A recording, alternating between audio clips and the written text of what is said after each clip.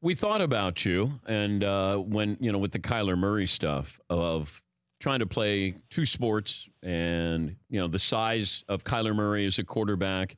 If he asked you for advice on playing football or playing baseball, and I do believe you're going back to the Yankees spring training camp again, but what advice would you give Kyler Murray on which sport to play?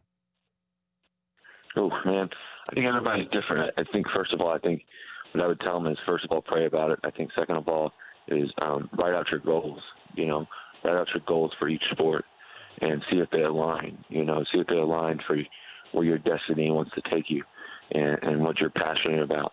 I think, the third thing I would say is ultimately, where do you see yourself? When it's all said and done, what impact did you make and where did you make it? And I think that he's going to be able to make impact everywhere. I think that he's going to be special no matter what he does. And, and he's a great, great football player. Seems like a great, great, guy from a distance, and, being able to hear about him. And, he's got the pedigree as well. So I think that, the good thing about baseball, you don't get hit as much. The good thing about football, the good thing about football, you have the ball in your hands at every play. And so there's a balance of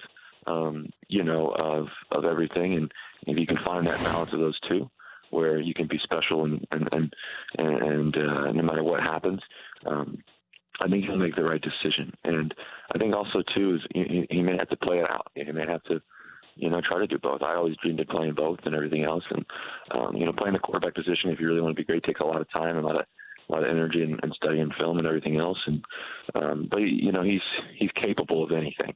And what's interesting is really I had a few predecessors before me, and the people that were not the tallest guys in the world.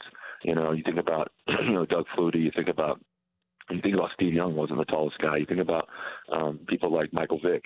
You think about Drew Brees. I think Drew Brees is probably the best example of where where I was in my career in terms of coming out of college. He was kind of the guy that everybody talked about at the time, and really, I think that that's a new age of football in the sense that I think people are starting to wake up to the fact that you don't have to be the tallest guy in the room to be potentially the best guy in the room.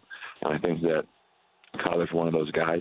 I think Kyler's one of those players that can electrify a football field.